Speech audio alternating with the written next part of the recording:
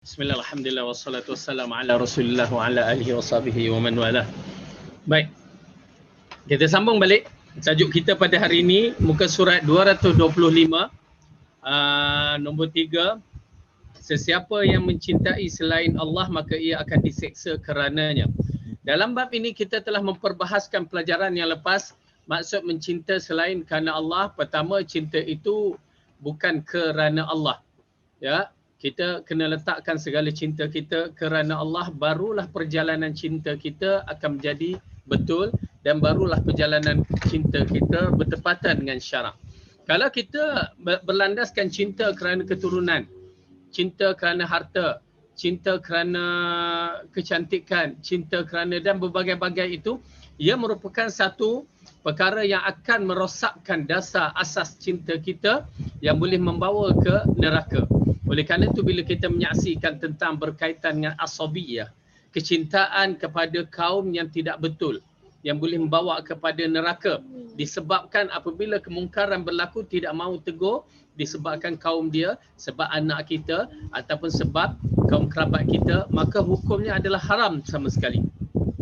Cinta-cinta yang begitu akan membawa padah yang paling teruk di akhirat kelak. Ala kulli hal, kita akan membacakan sedikit dalam bab ini, yang mana siapa yang mencintai selain daripada Allah maka ia akan diseksa kerananya. Muka surat 225. Hal ini menjelaskan bahawa barang siapa yang mencintai selain Allah, rasa cintanya bukan kerana Allah dan hal itu bukan sebagai penolong taat kepada Allah, maka ia akan terseksa di dunia sebelum berjumpa dengan apa-apa pun yang dicintai, sebagaimana ungkapan engkau akan terbunuh dengan hal yang kau cintai, maka pilihlah untuk dirimu siapa yang akan kau cintai. Ya, dengan arti kata lain, ungkapan tersebut membicarakan masalah cinta yang menyebabkan seorang itu buta, tidak tahu membuat pilihan yang tepat. Jadi oleh kerana itu, tuan-tuan dan puan yang dirahmati oleh Allah, cinta kita adalah cinta kerana Allah supaya cinta itu tidak buta. Ini kes cinta yang buta ni, cinta ya, lelaki dan perempuan apabila lupa akan daratan, akhirnya dia menjadikan buta. Semua apa yang dibuat waktu itu semuanya indah. Auzubillah, syaitan jadikan perbuatan yang dilakukan menjadi indah. Ini adalah satu perkara yang berbahaya. Ya, kenapa? Kerana bila syaitan dah mengindahkan perbuatan kemungkaran, maka dia akan cenderungnya membawa ke neraka. Ketika hari kiamat sudah terjadi, ya tuan-tuan dan puan-puan, bila kita bicarakan tentang hari kiamat, kita akan bertemu dengan hari tersebut. Bila kita bicarakan hari kiamat, bila dikatakan oleh Ibn Qayyim Al-Jauziyah, ketika hari kiamat sudah terjadi, yakni tidak ada penyesalan pada kita, melainkan apa yang kita lakukan di dunia, kita akan mendapatkan hasilnya di akhirat. Waktu tu baru kita nak bertaubat, tak guna. Ketika hari kiamat sudah terjadi, maka Allah yang maha menghukumi dan maha adil akan menguasakan pada setiap orang yang cinta dunia dengan apa yang dicintainya di dunia. Okey? Dengan arti kata lain, kita menyaksikan apa yang kita cinta kat dunia ni. Okey. Kita ambil Al-Quran sebagai isyarat bagaimana kesan cinta di dunia ini yang membawa padah pada diri kita. Okey, kita kata okey, kita cinta kepada harta benda kita. Harta benda. Okey. Cuba buka surah Al-Haqqah.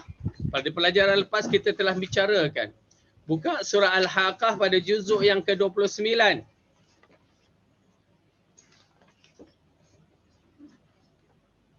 Okey. Surah yang ke-69. Kita cinta kepada pangkat dan jawatan kita. Aku hebat, aku hebat. Tuan-tuan dan puan-puan, Allah uji segala-galanya pada hari ini. Ya, kehebatan kita tergugat. Apabila jatuh satu masa kekuasaan, maka di situ akan tergugat. Maka di sini Allah menceritakan, nak kamu tunjukkan cinta kamu kepada dunia. Ni dia. Apa dia? Pada ayat yang ke-25 kita ambil dahulu. Ayat 25. A'udzu billahi minasy syaithanir rajim.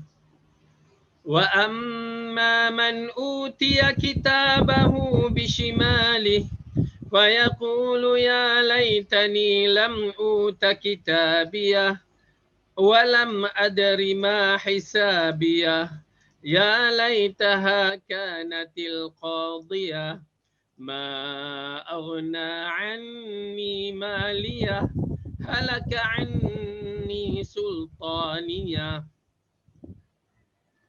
Adapun orang yang diberikan kepadanya kitab dari sebelah kiri, maka dia berkata, wahai alangkah baiknya kira tidak diberikan kepadaku kitabku ini dan aku tidak mengetahui apakah hisab terhadap diriku. Wahai kiranya kematian itulah yang menyelesaikan segala sesuatu. Hartaku sekali-kali tidak memberi manfaat kepadaku. Ya, cinta kepada dunia, hubban jamma, cinta yang kemuncak, akhirnya harta itu tak bermanfaat di akhirat. La ilaha illallah. Dia mati tinggal berjuta tak bermanfaat. Satu benda yang perlu kita fikirkan. Mati tinggal harta punya banyak, bereka-eka, bergedung-gedung, harta emas perak, tapi tidak bernilai pada hari akhirat. Tuan-tuan dan perempuan yang dirahmati oleh Allah, bila dia bernilai? Selagi nafas kita ada, selagi roh kita masih kuat, ada dalam tubuh badan kita, dan kita masih kuat, masih lagi mampu, maka di situlah nilaian harta ini amat penting. Ya, amat penting, yakni adakah kita guna dengan cara baik, kita infakkan dia, ataupun kita buat bagaimana. Kalau dah mati, harta yang banyak itu nak dibawa akhirat dah tak guna. Kerana harta itu dah dimiliki oleh orang lain. Tetapi, yang dibicarakan ini, apabila orang ini mati, dia meninggalkan harta banyak, bila depan Allah, tak berguna langsung harta ini. Ya, bila dikatakan, ma aghna anni maliyah. Ya, hartaku sekali-kali tidak memberi manfaat kepadaku. Oleh kerana itu, tuan-tuan dan perempuan, harta, anak, isteri, apa lagi? Suami, semuanya bermanfaat di akhirat kelak. Kalau betul di dunia cara pembawakannya, di akhirat dia akan bermanfaat. Tetapi kalau tidak betul di dunia, di akhirat dia tidak akan bermanfaat. Bahkan kita mencelakakan kepada, ya, mengatakan perkara yang tak baik, kita maki hamun kepada anak kita, suami kita, isteri kita dan kaum kerabat kita. Ini dia kesan daripada dunia, kita olahkan dengan cara yang tidak betul. Dan Allah tambahkan lagi, apa dia dalam ayat ini? Halaka anni sultaniya, telah hilanglah kekuasaanku. Apa jawatan yang kita pegang? Apa pangkat yang kita pegang? Di bumi ini, pangkat yang terbesar Rasulullah pun diwafatkan. Para sahabat radhiyallahu anhum pun dimatikan. Kita siapa? Apa jawatan sekalipun bila kita mati, tuan-tuan dan perempuan, di akhirat menjadi tanggungjawab. Bukan menjadi kemegahan. Waktu itu nak dimegahkan pangkat-pangkat, Allahu al-Malikul Muluk. Raja segala raja, Allah. Waktu itu tidak ada dah. Walaupun dia tu raja, walaupun dia Perdana Menteri, walau dia Presiden, walau jawatan paling tinggi di muka bumi, dia tidak ada nilai di akhirat jika ianya tidak beriman dan dibawa dengan cara yang betul. Yang disebutkan dalam hadis, kullukum ra'in. Semua kita ni adalah orang yang dipertanggungjawabkan kepada apa yang kita jaga. Kita ni adalah orang yang akan dipertanggungjawabkan kepada apa yang kita miliki. Tak kiralah baju ke, pakaian ke, kereta ke, motor ke, rumah ke, tanah ke, isteri ke, anak ke, suami ke, semua itu adalah tanggungjawab kita. Maka teruk kita akan dihisapkan. Oleh kerana itu, kerana Allah kita mengatakan bahawa ianya mesti dilakukan mengikut cara yang diarahkan oleh Allah dan Rasul. Buat kerana Allah. Sayang anak, sayang isteri, sayang suami. Semuanya kerana Allah. Supaya kita tidak menjadikan ianya bebanan kita di akhirat kelak. Bila lihat anak-anak bermasalah, melakukan perkara yang mungkar, tegur. Itu kerana Allah. Tetapi kalau kita tidak tegur, itu nama dia syaitan yang bisu. Kita biarkan anak-anak kita buat tak baik, isteri kita buat tak baik, itu nama dia dayus bagi orang lelaki. Maka tidak boleh. Sedangkan dayus tidak layak untuk mencium bau syurga. Nauzubillah min zalik. Oleh kerana itu tuan-tuan dan puan-puan, dalam bab-bab yang begini, cinta kerana Allah, sayang kerana Allah, mungkinlah kita sebagai ibu bapa agak berletih sedikit. Ya, anak dah remaja dia tak boleh pukul-pukul dah. Ya, nak berletih pun kena berhati-hati. Tetapi maksudnya kita kena tegur dia, kena ada ketegasan. Dalam benda-benda kemungkaran yang ini bercanggah dengan syariat mesti ditegur dan berakhlak cara yang baik. Ya, kerana bila anak-anak dah remaja dia dah lain. Ya, tidak boleh ditegur cara zaman bawah 11 bawah 10 tu. Ya, boleh dijerit-jerit lagi. Ataupun boleh di rotan lagi. Tetapi bila sudah usia yang begitu, tegurlah supaya kita lepas di depan Allah nanti, supaya kita tidak dipertanggungjawabkan di depan Allah nanti. Baik, ayat tersebut dalam surah yang sama juga. Ya. Surah sebelah surah Al-Haqqah, surah Al-Ma'arij. Ya. Cuba tengok. Surah Al-Ma'arij disebutkan. Surah Al-Ma'arij surah yang ke-69 70. Kita ambil ayat yang ke-8 kita mulakan. A'udzu billahi minasy syaithanir rajim.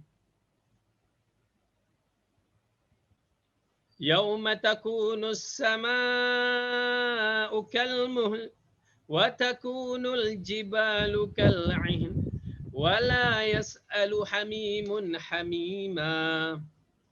Pada hari ketika langit menjadi seperti luluhan perak dan gunung ganang menjadi seperti bulu yang berterbangan, dan tidak ada seorang teman akrab pun menanyakan temannya. Yubassarunahum yawaddul mujrimu law yaftadi min azabi yaumi idzim bibani. Sedangkan mereka saling melihat orang-orang yang mujrim itu menginginkan sekiranya dia dapat menebuskan dirinya dari azab hari itu dengan anak-anaknya. Ya, pada hari itu kita akan mengetengahkan anak-anak sebagai cagaran. Ya, kenapa? Sedangkan pada hari ini kita kemai sayang anak kita, tetapi pada hari sana kita nak ketengahkan anak-anak kita. Sebab apa? Nanti ayat dalam surah Abasa kita tengok. Kita nampak kawan-kawan kita buat dek. Macam sekarang ni boleh lagi kawan-kawan nampak okey tak apa. Tak salam angkat tangan dah. Okey. WhatsApp ke? Okey. Tetapi di sana dah tak ada WhatsApp, tak ada apa, tengok aja dah tak berani dah nak dekat. Bukan kes COVID kawan tu, tetapi kes dia nak kaitkan kita. Anak-anak dah mula mengaitkan mak ayah. Ini memang tabiat. Orang yang nak melepaskan diri dia akan kaitkan dengan siapa yang boleh disyafaatkannya. Kita tengok, ya. Anak-anak kita kalau dia bersalah dia akan kait abang ke kakak ke, semua dikait. Begitu juga kita. Ya, di akhirat kelak anak-anak akan kait kepada mak dan ayah pertama sekali. Mak ayah aku yang mendidikkan aku. Itu sebab kita dipertanggungjawabkan. Dia kaitkan satu persatu. Dan dalam ayat ini mengisyaratkan kita cuba nak melepaskan satu persatu. Kita cagarkan anak kita. Anak kita bermasalah nak cagar depan Allah. Kereta masalah nak cagar kepada bank. Mana terima? Tuan-tuan dan puan-puan, nampak apa Allah ceritakan? Wa sahibatihi wa akhihi, dan isteri dan saudara-saudaranya. Ya, isteri kita ketengahkan. Allah katakan sebagai seorang suami ketengahkan isteri untuk melepaskan dirinya. Tadi pertama sekali dia mengetengahkan anak-anaknya. Tak cukup anak-anaknya, kita ketengahkan isteri kita. Ya, apa pengkhianatan kita di depan Allah itu. Pada hari ini kita kemain sayangnya, ya, cintanya kepada anak dan kaum keluarga kita, isteri kita, tetapi di depan Allah kita menggadaikan dia supaya kita selamat. Wa akhi, adik-beradik kita, kita ketengahkan, ya Allah, jika anak aku ni aku bagikan kepadamu untuk lepaskan aku dari siksaan di sana. Tak cukup, ambil isteri aku. Kalau seorang, kalau dua, tiga, ambil semuanya. Nak melepaskan diri dia seorang, pengkhianatan telah berlaku.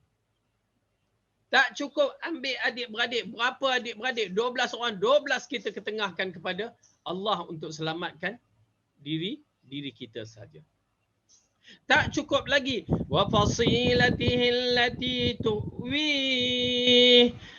Dan kaum keluarga yang melindunginya di dunia, kaum keluarga kita yang terrapat dari kabilah-kabilah kita terrapat.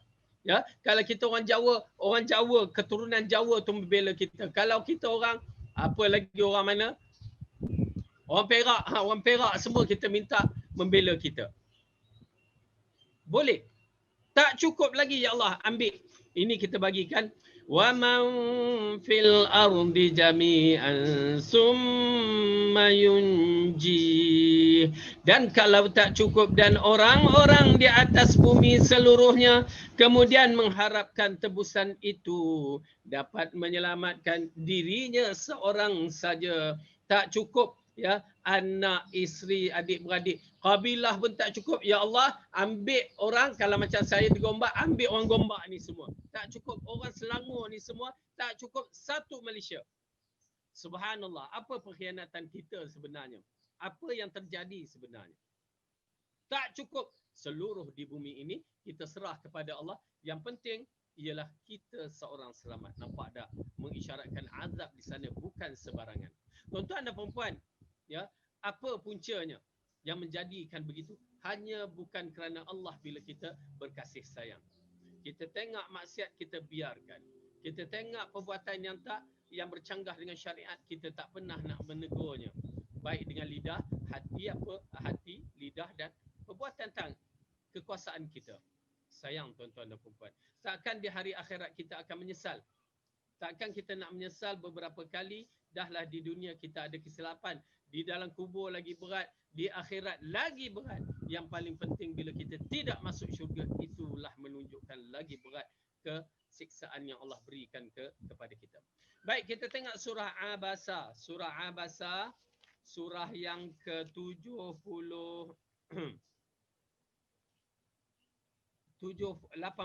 Surah yang ke-80.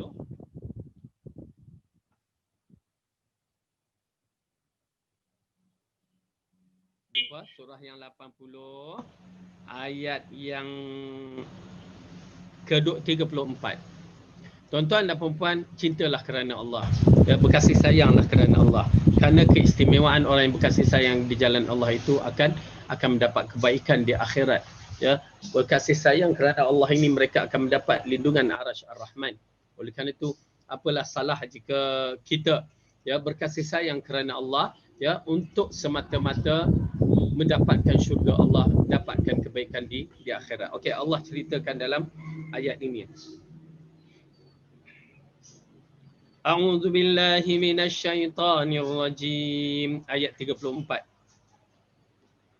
Yauma yafirrul mar'u min akhihi wa ummihi wa abihi wa sahibatihi wa banihi likulli imri'in minhum yawma idzin sya'nun yughni. Ambil air jap.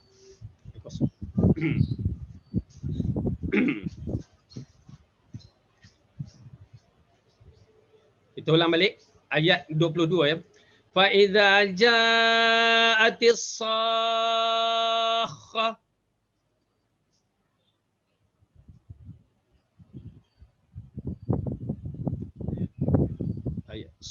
Ayat 33. Fa idza ja'atis sakhah, dan apabila datang suara yang memekakkan, yakni tiupan sangkakala yang kedua. Yauma yafirrul mar'u min akhihi, pada hari ketika manusia lari dari saudaranya. Tu dia. Ya, kita lari daripada saudara kita ya disebabkan apa? Disebabkan kita nak melepaskan ya mereka daripada kita supaya tidak dikaitkan dosa-dosa yang mereka lakukan. Kemudian apa dia? Wa ummihi wa abihi, dari ibu dan bapanya kita berkait. Sama ada ibu bapa lari daripada kita ataupun kita anak lelaki yang dipertanggungjawab menjaga mak dan ayah di hari tua, kita lari daripadanya. Ya, berat. Oleh kerana itu kedudukan anak lelaki berat. Ya. Mak ayah dah satu berat yang dipikul. Dan kita anak lelaki memikul satu lagi. Kemudian apa dia? Allah katakan wa sahibatihi wa bani, dan dari isterinya dan anak-anaknya.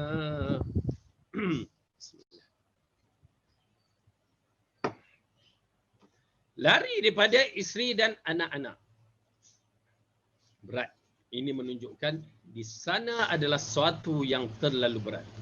Kalau kita dalam keadaan takut macam mana pun kita akan pegang mereka ni, anak isteri ke, kita akan cuba mempertahankan ya mereka.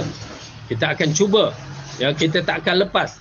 Tetapi bila sampai di hari yang menakutkan ini, dia ada satu hari yang mana kita tak hirau anak-anak kita ke siapa yang Allah sebutkan dalam surah Al-Hajj berkaitan dengan kiamat. Yang mana orang-orang yang mengandung tergugur kandungannya, orang yang sedang menyusu anak, buang anaknya, lepaskan anaknya. Mustahil. Ya, jika zaman sekarang anak-anak dilepas dalam susuan.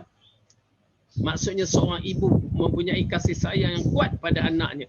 Dia takkan lepas. Kita menyaksikan ibu sanggup mati kerana anak. Tetapi pada hari yang menakutkan, dia melepaskan anak dia. Subhanallah.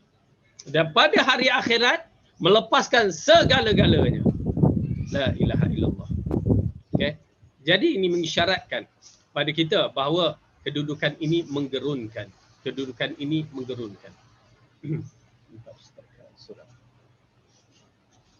Baik.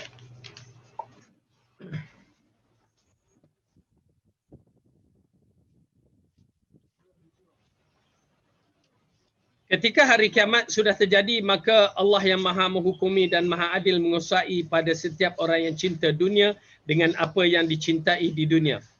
Ada kalanya bersamanya ia mendapat nikmat dan ada kala ia mendapat seksa. Hartanya akan menyamai watak pemiliknya yang berani, ia mencaci maki pemiliknya seraya memegang kedua sisi dagunya dan berkata, sayalah hartamu, harta simpananmu. Lalu dilapisi dengan api yang kemudian membakar perut dan punggungnya. Ini yang berkaitan pada pelajaran yang lepas. Kita bicarakan tentang ayat-ayat orang yang tidak mahu membayar zakat. Jadi mereka itu menjadi seksaan di akhirat kelak, dan apabila menjadi seksaan, mereka lah yang menyeksakan tuan empunya harta. Na'udzubillah min dzalik. Tuan-tuan dan puan-puan, berhati-hati dengan harta kita. Ya, ia akan dipertanggungjawabkan. Begitu juga orang yang merindu kekasihnya. Jika ia dan perkara yang diidamkan berkumpul pada jalan selain taat kepada Allah, maka Allah akan mengumpul keduanya di neraka. Dan masing-masing dari mereka sebab kawan-kawannya. Allah berfirman. Okey, ini yang disebutkan ya, di mana kawan-kawan, anak-anak, isteri, semuanya akan menjadi musuh yang kita sebutkan ayat tadi. Dan di sini Allah berfirman di dalam surah Az-Zukhruf. Cuba buka surah Az-Zukhruf. Surah yang ke-43, juzuk yang ke-25.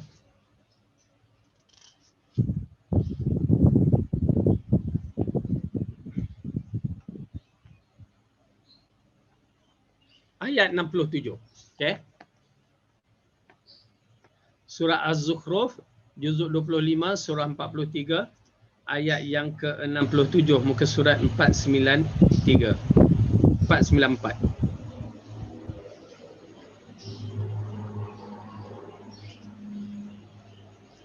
Okey, kita ambil daripada ayat yang 66 dahulu, baru masuk 67. A'udzu billahi minasy syaithanir rajim. Hal yanzuruna illa as-sa'ata an ta'tiyahum baghtatan wa hum la yash'urun. Mereka tidak menunggu kecuali kedatangan hari kiamat kepada mereka dengan tiba-tiba, sedangkan mereka tidak menyedarinya. Ini di antara orang yang ingkar kepada Allah, hanya menunggu kiamat sahaja. Ya, dia maksud menunggu kiamat, dia memperolok-olokkan kiamat ada ke tak ada ke. Ala kulli hal, kiamat akan datang secara mengejut. Apabila dah cukup syaratnya, dia datang secara mengejut. Al-akhillau yawma'idhin ba'duhum li ba'din aduwwun illal muttaqin.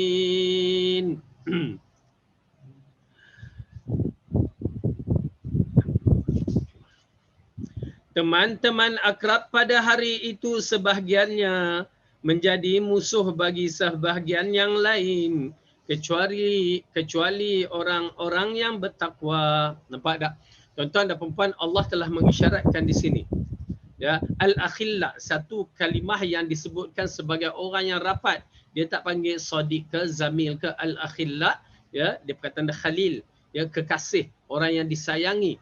Maka pada hari itu menjadi musuh antara satu sama lain. Okay. Di dunia pun dia jadi musuh satu sama lain bila tak kena mula bergaduh. Ya, bila bergaduh tu adalah diungkit-ungkitkan, dia jadi macam itulah, dikait-kaitkan. Tetapi ianya menjadi masalah apabila kita berada di akhirat. Akhirat bila diungkit dah tak guna. Bila dikaitkan pun dah tak guna. Dan masing-masing akan dikenakan hukuman. Jadi oleh kerana itu dalam ayat ini, ya, teman-teman yang akrab pada hari itu sebahagiannya menjadi musuh bagi sebahagian yang lain kecuali orang yang bertakwa.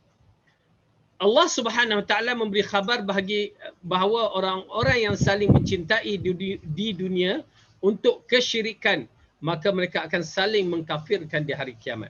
Saling melaknati satu sama lain, tempat mereka adalah neraka dan tidak ada orang yang menolong mereka. Ya, dengan arti kata lain, kalau kita bukan cinta kerana Allah, cinta kerana selain daripada Allah, maka orang yang kita cintai ini akan kita bergaduh di sana. Ya, kita akan kait-mengait. Kalau orang kafir memang teruklah. Tetapi kalau orang Islam, oleh kerana itu tuan-tuan dan puan-puan, kena ada juga dalam perasaan kita mencegah kemungkaran. Ya, untuk menjadikan khairul ummah, ta'muruna bil ma'ruf wa tanhauna 'anil munkar. Menyuruh kepada kebaikan dan mencegah kemungkaran itu adalah penting untuk menaikkan taraf kita. Kalau tidak, kita akan dikaitkan di akhirat, maka disitulah yang menakutkan kita. Ayat yang kita baca dalam surah Al-Ma'arij, ayat yang kita baca dalam surah Abasa, mengisyaratkan anak beranak itu yang kita sayangi ataupun anak-anak, isteri-isteri, kaum kerabat yang kita sayangi, kita akan lari tinggalkan. Berbandingkan kalau ikutkan ayat ini, al-akhilla wa yawma idzin ba'duhum li ba'din adu illa al-muttaqin, kecuali orang yang bertakwa. Orang yang bertakwa dia akan berada bersama, dia tak akan lari daripada anak-anaknya. Dia tidak akan lari daripada isterinya, dia tidak akan lari daripada mak bapaknya, adik-beradiknya, takkan. Bahkan mereka ini akan berkumpul di dalam syurga. Mereka akan berkumpul di dalam syurga. Oleh kerana itu kita nak berkumpulan ini ya berlaku pada keluarga kita. Amin ya rabbal alamin. Ya, sedikit kekuatan kena ada dari kita, ya, daripada kita ialah menuntut ilmu dan bersabar, beramal dan bersabar dan amal ma'ruf nahi munkar.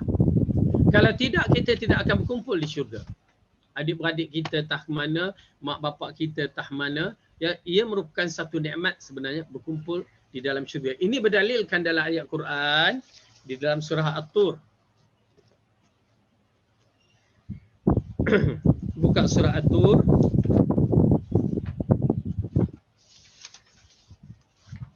Surah At-Tur, surah yang ke-52.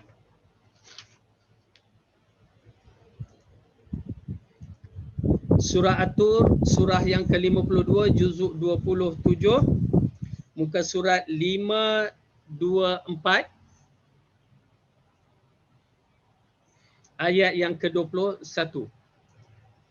Ini adalah dalil mengisyaratkan kita, mak-mak kita, ayah-ayah kita, anak-anak kita, isteri-isteri kita dan semuanya sekali akan berkumpul, syarat illal muttaqin, kata Allah, pada orang-orang yang bertakwa saja.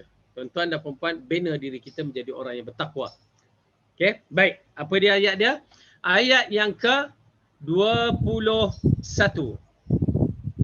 Ayat 21 surah ke-52 surah 52, juzuk 27 ayat 21. Muka surat 524. A'udzubillahi minasyaitonirrajim.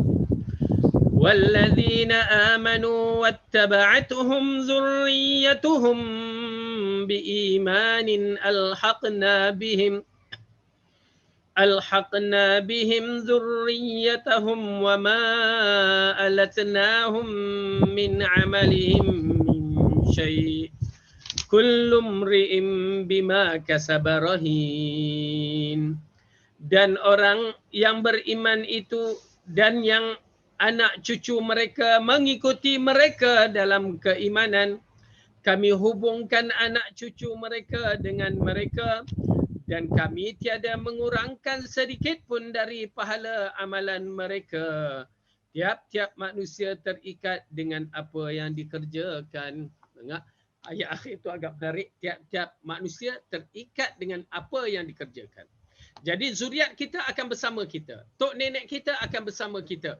Dengan syarat, ya, semua amalan kita bertepatan dengan apa yang Allah nak. Kalau tidak, mereka tidak akan berkumpul.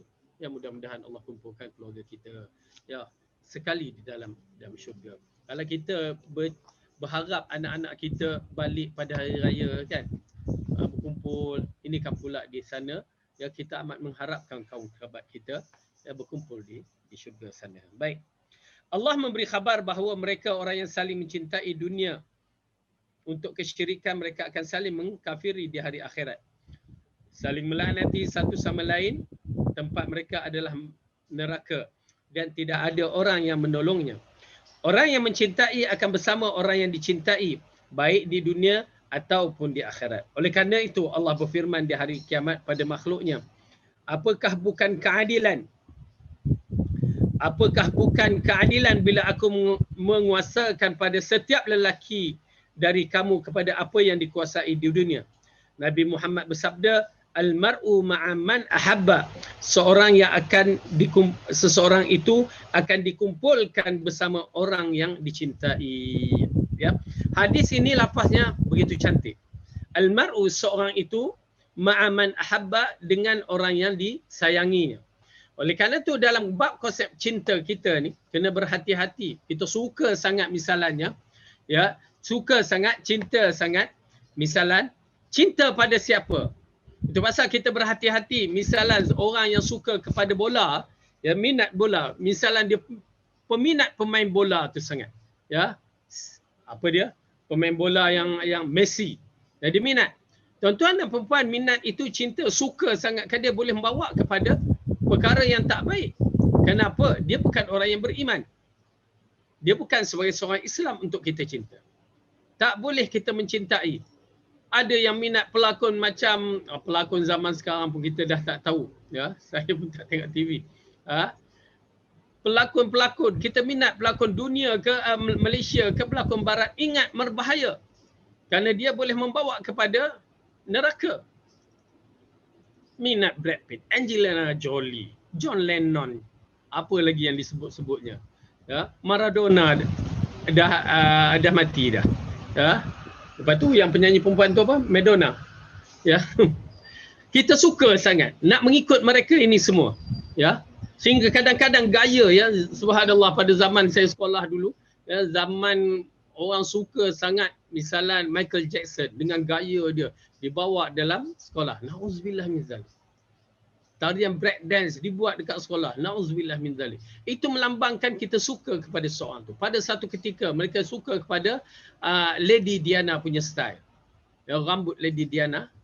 Ya, akhirnya berbahaya. Perkara-perkara yang begini menyebabkan Rasulullah mengatakan sesungguhnya seorang itu dikumpulkan bersama orang yang dicintai di akhirat kelak. Oleh kerana itu tuan-tuan dan perempuan, terutamanya anak-anak kita, bagikan semangat mereka mencintai Rasulullah, bagi semangat mereka mencintai sahabat radhiyallahu anhum. Ya, kena hidupkan. Yalah, kita berhadapan dengan teknologi yang melalaikan mereka, yang tidak membawa kepada beriman kepada Rasulullah dengan cara yang betul dan tidak mengambil sahabat sebagai contoh. Akhirnya mereka mencintai orang-orang yang lain, mereka suka kepada orang-orang yang lain. Tuan-tuan dan perempuan, saya ni ada pusat tahfiz ni pun Kita tengok pelajar-pelajar ni bila balik je rumah kita, bukan di bawah kekuasaan kita. Kalau di sekolah kita ni memang tidak nampaklah benda-benda tu. Tetapi bila balik tu tengok-tengok, nama-nama habis disebutnya. Yang tak pernah kita dengar. Ya. Dengan pelumba tu, pelumba ni, pemain tu, pemain ni. Kita kata kenapa nak dicintakan kepada orang-orang yang begini? Ya, subhanallah. Ini adalah ujian kepada zaman moden ni. Allah berfirman dalam Al-Quran dalam surah Al-Furqan ayat 27 29.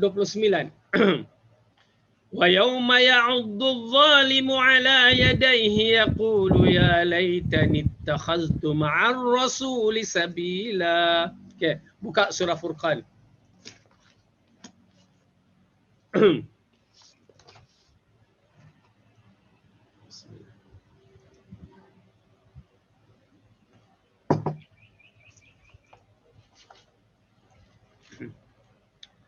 Surah Furqan, surah yang ke-25, juzuk 19, ayat 27.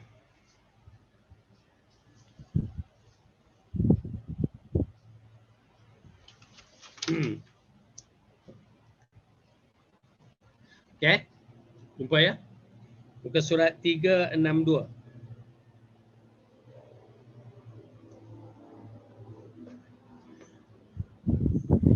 A'udzu billahi minasyaitonir rajim. Wa yauma ya'uddu adh-dhalimu 'ala yadayhi yaqulu ya laitani ittakhadhtu ma'ar rasuli sabila. Dan ingatlah hari ketika orang yang zalim menggigit dua tangannya seraya berkata, aduhai kiranya dahulu aku mengambil jalan bersama Rasul. Ya wailata laitani lam attakhidh fulanan khalila. Kecelakaanlah bagiku kiranya aku dulu tidak menjadikan si fulan itu teman akrabku. Laqad adallani 'anidh dhikri ba'da idh ja'ani wa kana asy-syaitanu lil insani khazula. Sesungguhnya dia telah menyesatkan aku daripada Al-Quran ketika Al-Quran itu datang kepadaku, dan adalah syaitan itu tidak mahu menolong manusia. Baik, tuan-tuan dan puan-puan, ayat ini amat penting untuk kita lihat balik bahawa bagaimana kesan daripada kita tidak mengambil Rasulullah ataupun orang-orang sunnah sebagai jalan yang terbaik. Ini akhirnya kita akan menyesal ya di akhirat kelak apabila kita mengambil selain daripada Rasul atau selain daripada jalan sunnah untuk jalan kita, dan akhirnya kita meratapi dengan apa yang kita buat. Lihat pada ayat yang berikutnya, kecelakaan besarlah bagiku kiranya aku dulu tidak menjadikan si fulan itu sebagai teman karibku. Ya, kita ambil teman sebagai teman karib itu, dia mengubahkan agama seseorang itu. Ya, seperti mana hadis yang disebutkan oleh Rasulullah sallallahu alaihi wasallam, ya, agama dengan maksudnya agama seorang itu bergantung pada kawan dia. Kalau kawan dia baik, baiklah dia. Kalau buruk, buruklah. Kalau ahli bid'ah lah dia. Oleh kerana itu kawan amat penting. Begitu juga pasangan suami isteri pun penting. Kenapa? Ya, kalau teruk buruk orang tu, maka pasangan itu akan jadi buruk. Susah. Dan kalau ahli bid'ah, maka pasangan itu akan jadi ahli bid'ah. Oleh kerana itu, ittaqillah, takut kepada Allah dalam bab-bab yang begini. Kita berusaha untuk mendapatkan yang terbaik. Ya, kena jaga elok-elok. Bagi kita yang dah faham, berhati-hati dalam memilih kawan. Kawan tak apa, tetapi menjadi teman yang rapat, teman untuk membawa sekali perjuangan, maka kena berhati-hati. Allah berfirman lagi dalam surah Saffat ayat 22 dan hingga 25. Buka surah Saffat selepas surah Yasin.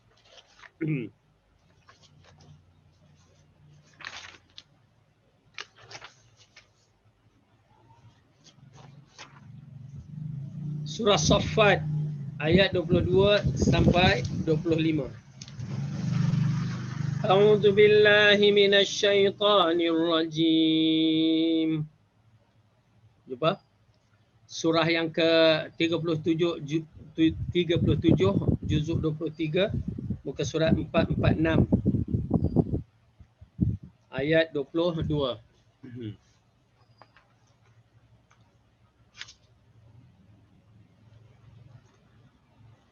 احشروا الذين ظلموا وأزواجهم وما كانوا يعبدون من دون الله فاهدوهم إلى صراط الجحيم وقفوهم إنهم مسؤولون وما لكم لا تناصرون. Kepada malaikat diperintahkan kumpulkan orang-orang yang zalim beserta teman sejawat mereka dan sembahan-sembahan yang mereka selalu sembah selain Allah, maka tunjukkanlah kepada mereka jalan ke neraka dan tahanlah mereka di tempat perhentian, kerana sesungguhnya mereka akan ditanya, kenapa kamu tidak tolong menolong? Okey.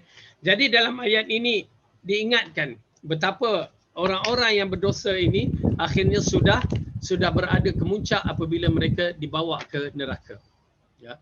Allah kata di sini, kumpulkan orang-orang yang zalim beserta teman sejawatnya, rakan-rakan mereka, dan juga sembahan-sembahan mereka yang selalu mereka sembah selain Allah. Maka tunjukkanlah kepada mereka jalan ke neraka. Nampak tak? Pada mereka ini, kawan-kawan yang rapat dalam melakukan kejahatan ditunjukkan jalan ke neraka, bukan jalan ke syurga. Tuan-tuan dan perempuan, bukan apa, kita teringat dunia ni tidak ada apa-apa. Dalam tempoh yang terdekat, tempoh yang sikit, tempoh yang tak ada apa-apalah, tetapi menyebabkan kita kekal dalam neraka. Itu persoalannya. La haula wala quwwata illa billah.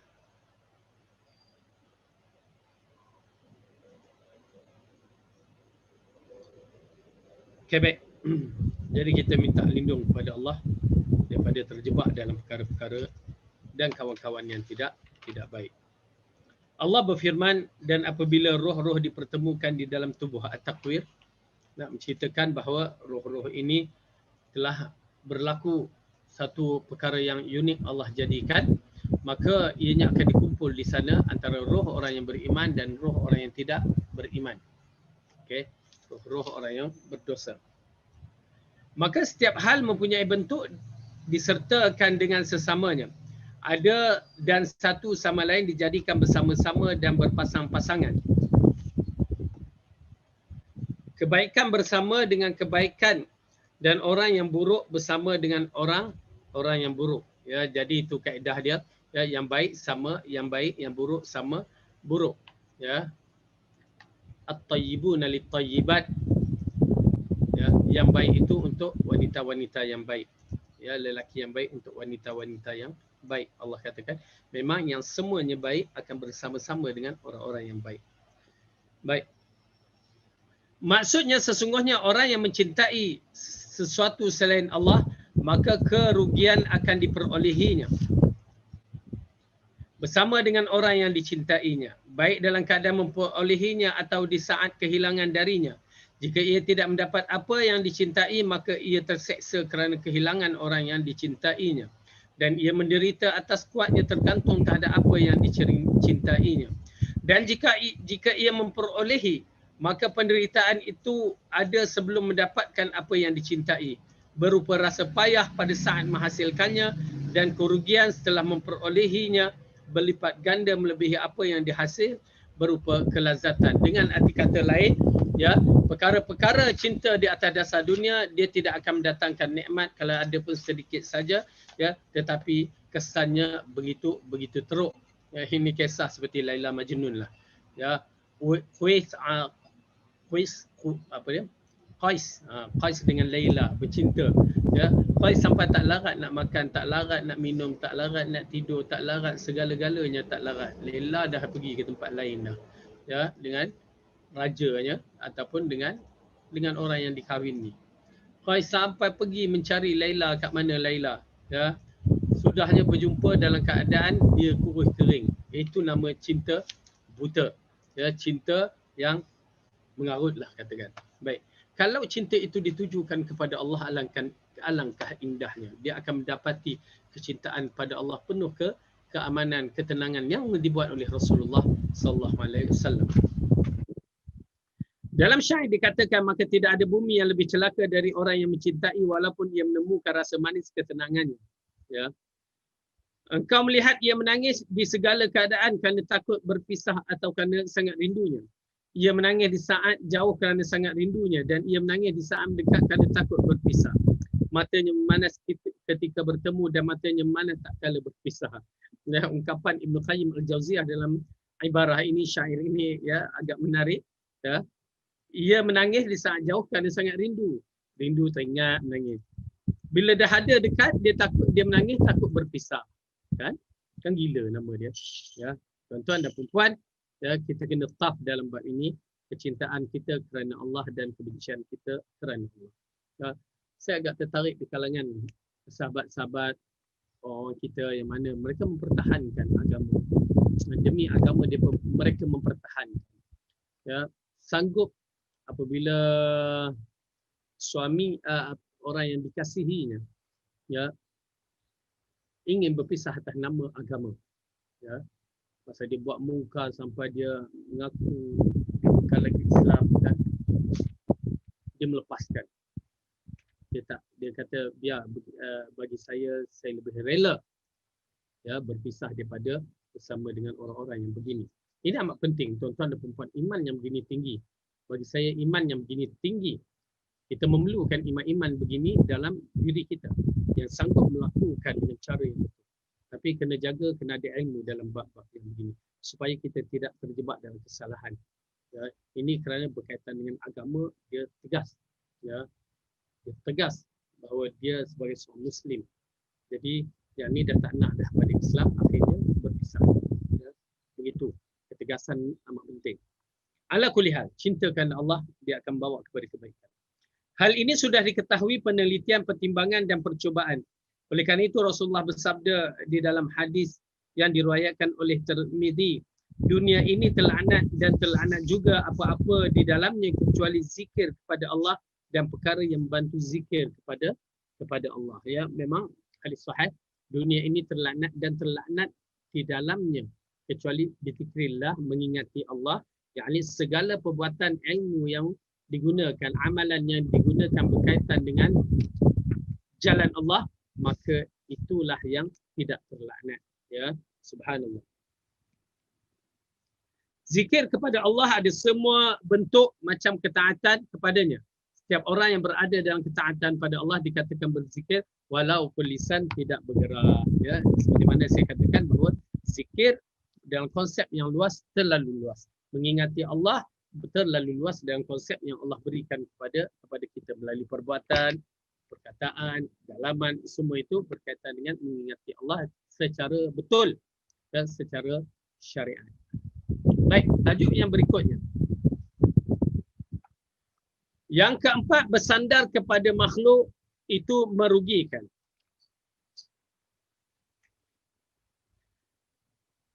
Bersandar kepada makhluk itu merugikan. Kita letakkan makhluk itu sebagai tempat kita meminta ataupun ialah tempat kita berharap, maka itu sebenar merugikan. Ya, subhanallah, bila pelajaran yang lepas kita baca misalnya hadis hasbi Allah atau dalam kitab Riyadhus Salihin, cukuplah Allah sebagai tempat kita bergantung. Kalimah itu subhanallah menjadikan satu kalimah yang terasa bagi saya. Ya, kalimah itu agak menarik. Kalimah itu menyebabkan akidah tauhid kita jadi terfokus kepada Allah, memadai Allah lah segala-galanya. Allah yang akan menyelesaikan masalah kita. Bila berhadapan dengan masalah, kita kata hasbi Allah kan. Ya hasbi Allah wa ni'mal wakil. Okey, Allah lah, cukuplah Allah sebagai tempat kita meletakkan harapan kita akan menyelesaikan masalah kita. Baik. Ini disebabkan saya baca kitab Riyadhus Salihin tu, terdapat dalam hadis Nabi Ibrahim sewaktu nak dicampakkan ke dalam api.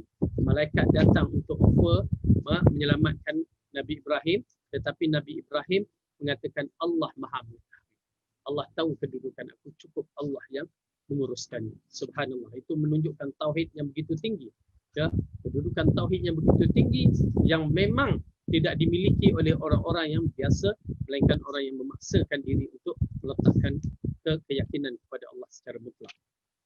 Okey. Hal yang ketujuh adalah sesungguhnya bersandarnya hamba dan berserahlah diri kepada makhluk mendatangkan kerugian bagi dirinya sendiri. Dan apa yang terjadi adalah kebaikan dari apa yang dia inginkan. Sehingga ia pasti mendapat hinaan kerana dia meminta pertolongan dan mendapat cercaan kerana menginginkan pujian. Dan ini sudah diungkapkan di dalam Al-Quran dan hadis dan sudah menjadi maklum dengan adanya penelitian dan percobaan. Ya, berkaitan dengan bab-bab yang begini, ya, berkaitan kita meletakkan diri kita harapan yang tinggi kepada manusia, makhluk Allah. Ya, kadang-kadang kita minta harap kepada makhluk Allah, mereka tidak memberikan melainkan menyakitkan hati kita. Oleh kerana itu kita letakkan kepada Allah. Kita letakkan kepada Allah. Kita nak minta tolong sedikit pun manusia akan berbicara. Nak beri pun kadang-kadang manusia berbicara. Jadi bila kita meminta kepada Allah, Allah tidak berbicara. Allah akan memakbulkan dalam bicara dia dalam ayat-ayat Quran. Allah katakan, Ud'uni astajib lakum. Doa, minta pada aku akan perkenankan. Allah tak pernah menghampakan. Okay?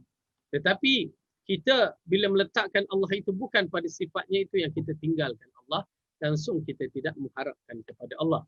Allah berfirman dalam surah Maryam. Buka surah Maryam.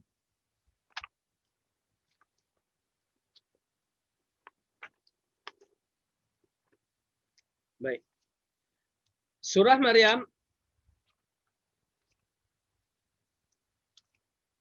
surah yang ke-19. Juzuk ke-16. Ayat 81 82 muka surat 311.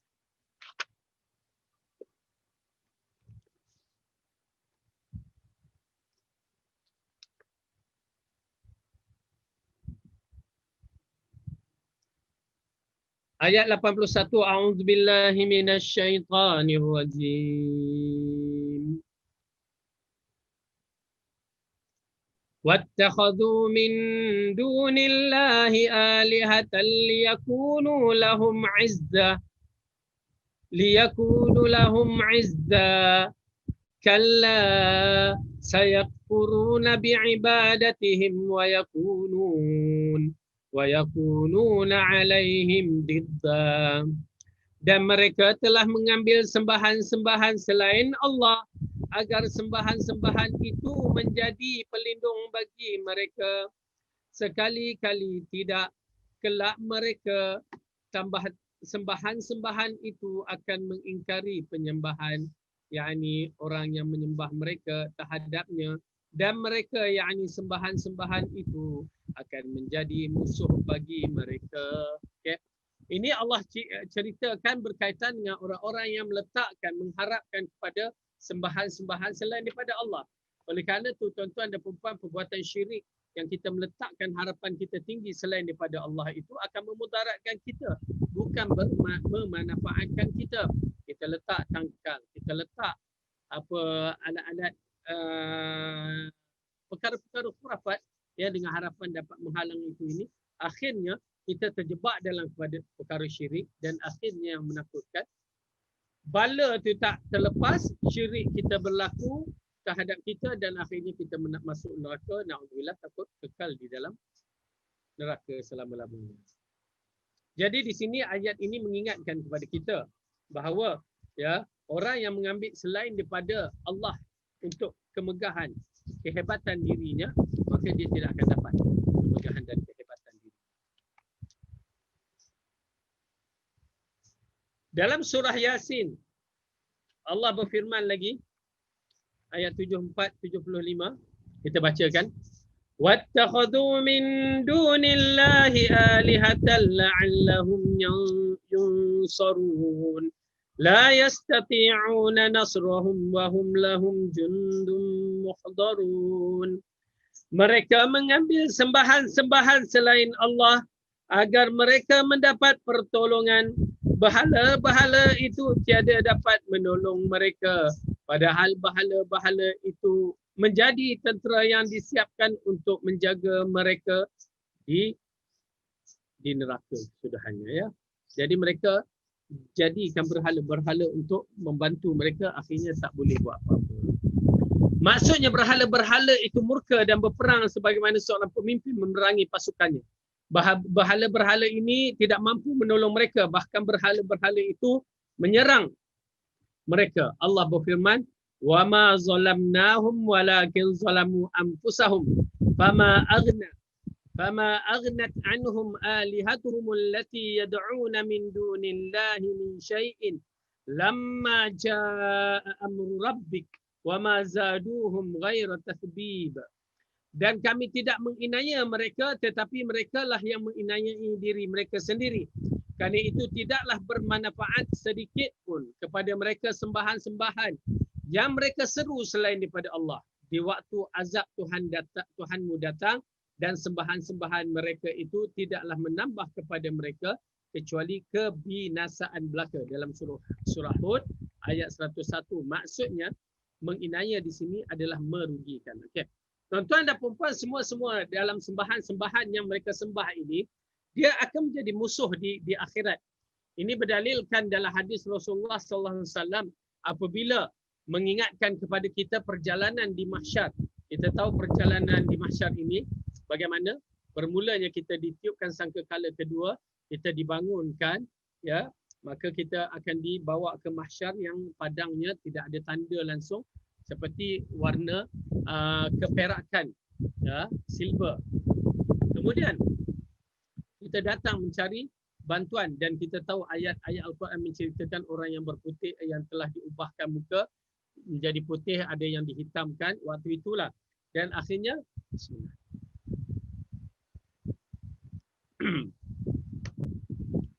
kita mendapat bantuan dari syafaat para nabi, iaitu terutamanya Nabi Muhammad SAW.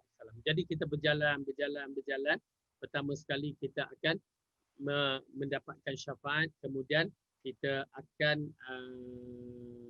diserahkan kitab, kemudian dihisap, kemudian dimizan di dalam timbangan. Okey. Semua kita akan berjalan tempat yang ini. Kecuali tempat yang hisap ini, orang-orang yang tertentu akan terlepas. Yang pertama 70,000 orang, termasuk seorang sahabat yang dikenali sebagai Uqash bin Mihsan. Maka melepasi itu, dan mereka ditimbang dan melepasi. Itu orang beriman. Termasuk orang munafik pun melepasi. Tetapi orang kafir, apabila selesai telah kitab diserahkan, maka waktu ditimbang, maka didapati dosa mereka tu clear, tak ada berselindung. Dahlah muka hitam, timbangan pun jadi berat. Dan mereka diarahkan mengikut sembahan-sembahan mereka di dunia. Dalam hadis itu mensyaratkan siapa yang pernah menyembah matahari, maka dia akan mengikut matahari ke neraka. Siapa menyembah bulan, siapa yang menyembah bintang, mengikut semuanya itu. Siapa yang menyembah api, siapa yang menyembah batu, berhala, dia akan mengikut Tuhan-Tuhan mereka. Na'udzubillah. Kecuali siapa yang menyembah Isa. Kenapa? Isa takkan nak masuk neraka. Ya, itu dikategorikan mereka menyembah hawa nafsu. Begitu juga mereka menyembah Uzair. Ya, itu kira dia tidak masuk kategori itu. Bagi mereka yang menyembah manusia dan mereka suka untuk disembah, maka di situ mereka akan dimasukkan ke dalam neraka.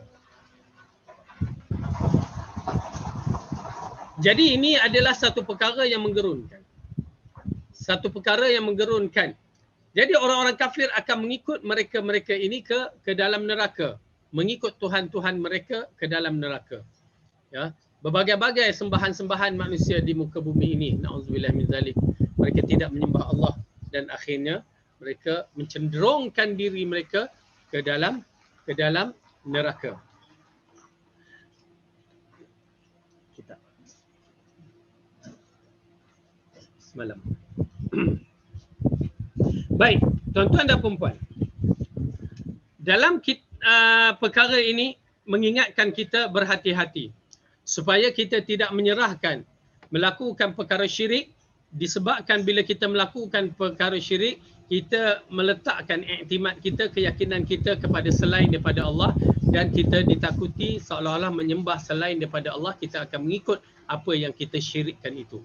Oleh kerana itu, berhati-hati dalam bab-bab syirik. Hati-hati tuan-tuan dan puan-puan, hati-hati. Kenapa? Ada syirik yang jelas, ada syirik yang tak jelas. Kita takut kita terjebak, kita tak tahu. Kerana kita tak belajar secara formal kadang-kadang. Okey. Dalam ayat Quran yang lain, Allah berfirman dalam surah Asy-Syu'ara ayat ke-213. Surah Syu'ara ayat 213.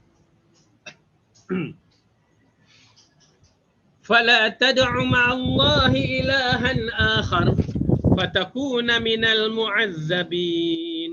Janganlah kamu menyuruh atau menyembah Tuhan yang selain daripada Allah, yang menyebabkan kamu termasuk orang-orang yang diazab. Okey.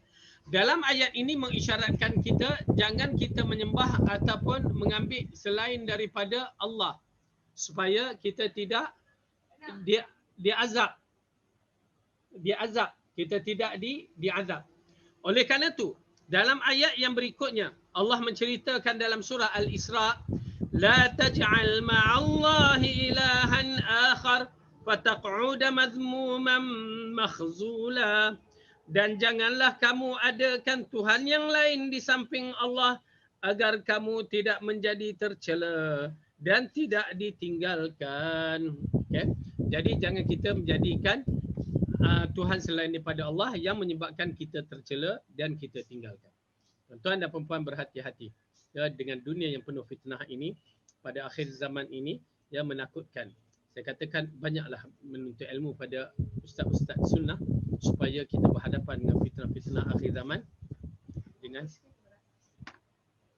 dengan terselamat sebaik-baiknya, terjaga sebaik-baiknya. Ya, mudah-mudahan Allah pelihara kita semua. Sesungguhnya orang musyrik sesekali mengharap pertolongan dengan kemusyrikannya dan sesekali mengharap pujian. Kemudian Allah memberi khabar bahawa tujuan mereka terbalik mencelakakan mereka sehingga menghasilkan kehinaan dan cercaan bagi mereka. Jadi orang kafir dia mengharapkan segala-galanya ya mereka dapat, tetapi akhirnya Allah terbalikkan. Yang paling penting terbalikkan di akhirat kelak. Jadi bila diterbalikkan akhirat kelak, mereka menjadi hina dan tercecer. Baik, kesimpulannya, dua hak ini berada pada makhluk sedangkan kebalikan dari keduanya berada pada Allah Sang Pencipta. Kebaikan, kebahagiaan dan kemenangan itu terletak pada ibadah kepada Allah dan meminta tolong padanya. Kebaikan, kebahagiaan dan kemenangan itu terletak pada ibadah kepada Allah dan meminta tolong kepadanya, sedangkan kerosakan, celaka, kerugian di dunia dan di akhirat pada menyembah makhluk dan meminta tolong selain kepada Allah. Jadi tuan-tuan dan puan-puan, dalam bab ini jadikan kita hamba-hamba yang bersih jiwa kita untuk mendapatkan kebahagiaan dan kemenangan ya, dengan mengembalikan diri kepada Allah Subhanahu. Pastikan ciri-ciri syirik itu hilang dalam keluarga kita. Kalau kita nak selamat, pastikan. Apa juga, pastikan. Oleh kerana itu, perlu mempelajari bagaimana, ialah kena pelajari. Ini fardu ain. Kerana urusan kita dengan Allah. Bagaimana kita nak menyelamatkan diri kita dari terjebak dalam masalah syirik dengan Allah. Na'udzubillah. Kena jaga. Kena jaga. Kena belajar. Kerana kadang-kadang kita tak sangka. Kadang-kadang kita terikut orang. Ya, kalau kita tidak ada prinsip, kita terikut orang. Tak ada ilmu, kita tak tahu. Ya, terutamanya di akhir zaman ni kita melihat banyak perkara yang menakutkan. Ya, syirik bentuk moden, yakni perbuatan-perbuatan khurafat, perbuatan-perbuatan yang dilakukan. Ya, perbuatan-perbuatan yang boleh membatalkan akidah kita. Yang dibuat oleh anak-anak muda sekarang ni, dia ikut style apa yang di dalam TikTok apa nama tu. Ya, dia ikut cara-cara mereka. Waktu solat, mempermainkan solat, ya, bila bercakap bahasa cakap agama ni lain permainan dia. Ya, kita melihat perbuatan-perbuatan itu boleh menjatuhkan syahadah, boleh merosakkan anak-anak kita. Maka berhati-hati. Itu belum lagi datang pemikiran liberal, pemikiran pluralisme yang menyamakan agama, semua agama dalam satu agama. Berbahaya tuan-tuan dan puan-puan, berbahaya. Anak-anak kita, zuriat kita, kita harapkan dia masuk syurga, tiba-tiba dia menganut fahaman-fahaman yang begini. Na'udzubillah min dzalik. Okey, jadi kita berhati-hati dalam bab ini. Kebaikan, kebahagiaan dan kemenangan itu terletak pada ibadah kepada Allah dan meminta tolong kepadanya. Ya, kita pastikan agama anak kita ni clear, agama kita clear, keluarga kita clear. Itulah kebahagiaan. Tuan-tuan dan perempuan, tak lama lagi kehidupan kita ni, ya, Allah berikan, apatah lagi usia kita makin lama makin lanjut ni, ya, berarti perjalanan kita dah jauh dah. Kita hanya nak mencari tempat perhentian saja untuk berhenti. Dah penat dah. Oleh kerana itu, hati-hatilah dalam siri pekerjaan kita supaya sentiasa dalam keadaan baik, mengikut arahan Allah.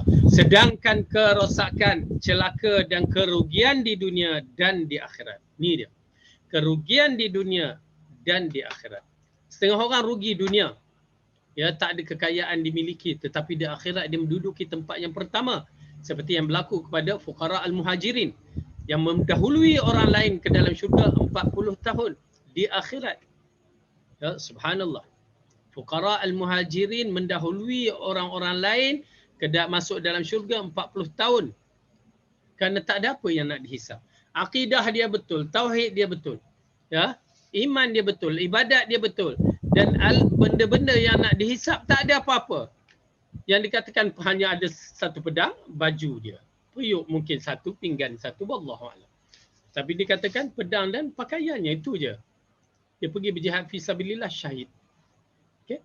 Jadi tuan-tuan dan perempuan, dia tak dihisap. Yang menyelamatkan dia. Oleh kerana itu tuan-tuan dan perempuan, berhati-hati. Kerana dia miskin di dunia, tapi di akhirat dia mendahului kekayaan yang begitu hebat. Sudah tentu orang-orang yang mendahului dalam siri syurga, mereka duduk tangga-tangga yang tinggi pertama, ya, yang dikatakan tangga-tangga yang syurga Firdaus. Dan kalau dia 40 tahun mendahului, berarti dia memang kategori ahli syurga Firdaus. Okey. Tetapi ada orang yang mendapat keuntungan dunia dan akhirat, seperti Rasulullah, para nabi, para sahabat radhiyallahu anhum. Keuntungan mereka dunia dan akhirat yang sudah confirm untuk mereka. Kita mengharapkan. Ada pula yang mendapat keuntungan dunia tapi tidak di akhirat. Itu dibagikan misal seperti orang kafir. Ya, itu pun dunia di atas muka bumi berhadapan dengan banyak masalah. Ialah kita nampak kaya. Yang Nabi Musa mengatakan, ya Allah, kau bagikan Fir'aun dengan kenikmatan dan kehebatan. Ya. Subhanallah. Fir'aun dapat apa yang dia nak dapat. Qarun apa yang dia nak dapat. Tetapi kesudahannya hancur. Okay. Miskin, kaya dunia, miskin akhirat. Mereka berhadapan dengan kemiskinan. Oleh kerana itu orang-orang yang Islam berhati-hati. Miskin dunia, miskin akhirat, itu lagilah haru. Ya. Dahlah miskin dunia, miskin akhirat. Ya, ini kaedah-kaedah kalau orang tu tidak beriman, lepas tu dia hidup dalam miskin pula di dunia. Kalau orang tu, orang Islam, nasib baik Islam dia, tapi kalau dia buat perangai tak senonoh pun, dahlah dia miskin, action pula tu, takabur pula tu, apa dia takabur, duk merokok, dah miskin merokok pula. Ya, maka mereka ini rugi dunia, rugi akhirat. Kalau dia tidak bertaubat. Oleh kerana itu dalam bab-bab yang begini, kita minta Allah berikan petunjuk kepada kita supaya kita tidak termasuk dalam golongan orang yang miskin di dunia dan miskin di akhirat, ataupun orang kaya dunia, miskin di akhirat. Kita nak, ya, Allah berikan kita kaya di dunia, kaya di akhirat. Itu yang terbaik, ya, yang mana dimiliki oleh Rasulullah dan para sahabat. Cuma kita tidak meletakkan dunia itu di dalam hati kita. Ya, kita tidak meletakkan dunia itu dalam hati kita. Oleh kerana itu bersabar. Tuan-tuan dan perempuan, hidup di dunia ini bersabar. Apatah lagi ujian-ujian COVID pada hari ini yang menguji ramai manusia. Ya, ramai manusia diuji dengan keadaan COVID ni, sampai duit KWSP diperuntukkan. Kalau boleh dapat, alhamdulillah. Ya, itu nikmat yang Allah bagi pada kita, maka bersyukurlah, guna dengan sebaik-baiknya. Tempoh kita tak tahu lagi kerana dilanjutkan sampai 30 bulan. Ya, jadi mudah-mudahan, alhamdulillah, bagi kita yang beriman, kita yakin janji-janji Allah, kita bergerak seperti biasa. Ya, ikut arahan. Ya, bagi mereka yang risau, jangan risau. Sungguhnya Allah dah mengujikan umat-umat yang terdahulu. Dan Allah telah mengutuskan Rasul untuk kita menjadikan dia sebagai panduan, maka kita ikut saja panduan-panduan yang ditetapkan. Namun begitu kita berhati-hati. Baik, jadi itu dia. Di antara perkara yang penting dalam bab yang kita bicarakan pada hari ini ialah pertama, pastikan orang yang kita cintai itu kerana Allah. Ya, pastikan. Kita cinta kepada keluarga kita, anak, ayah, suami, isteri kita itu kerana Allah, ya, supaya kita tidak terjebak dalam masalah untuk mencegah kemungkaran tak mampu. Ya, tak sampai hati nak mencegah kemungkaran dan biar mereka berada dalam kemungkaran. Itu silap besar. Ya, maka pertama kita hendaklah mencintai siapa saja dalam bentuk kerana Allah. Dan kedua, hendaklah pandai kita memilih sahabat-sahabat yang betul-betul bertakwa supaya kita tidak menjadikan jalan cinta kita ataupun sahabat yang tak bertakwa ini yang menyebabkan kita sesat, kerana agama seorang itu mengikut agama sahabat-sahabat dia. Sahabat baik maka baiklah. Ya, kalau orang tu kaki agama, kita menyaksikan dia kaki agama. Kalau orang tu kaki Shopee, dia akan jadi kaki Shopee. Kalau orang tu kaki apa lagi? Ya, multi level, dia akan jadi multi level. Oleh kerana itu kalau orang tu kaki sunnah, insya-Allah dia akan menjadi ahli sunnah. Dan yang ketiga, keempat, cinta kepada seseorang itu jangan sampai taksub dan pastikan kita tidak menyukai orang kafir. Mencintai orang kafir seperti mana yang saya sebut tadi, orang minat pemain bola kafir kan. Kenapa? Rasulullah mengingatkan bahawa dia akan bangkit bersama dengan orang yang begini. Kalau kita suka orang kafir, main bola tu kita suka mat apa lagi tu, yang bawa motor tu ke yang kafir, maka dia akan mencenderungkan kita ke bawa kepada ke neraka. Kemudian yang terakhir, pastikan keluarga kita dan diri kita tidak terjebak dalam masalah syirik. Pastikan kita dan keluarga kita tidak terjebak dalam masalah syirik yang akan memutuskan segala kebaikan di dunia dan di akhirat. Na'udzubillah min dzalik. Kalau terputus dalam kebaikan di dunia dan di akhirat, tidak ada guna bagi kita hidup di dunia, apatah lagi di akhirat kita akan diazab oleh Allah Subhanahu Wa Taala. Jadi perkara ini amat penting untuk kita renung-renungkan dan mudah-mudahan Allah berikan kita kekuatan untuk kita sentiasa berjaga-jaga daripada kita terjebak dalam masalah kekufuran. Wallahu a'lam bissawab. Ya, yang baik itu datang daripada Allah, salah dan silap dari kelemahan saya sendiri. Aqulu qawli hadza wa astaghfirullah li wa lakum. Assalamualaikum warahmatullahi wabarakatuh.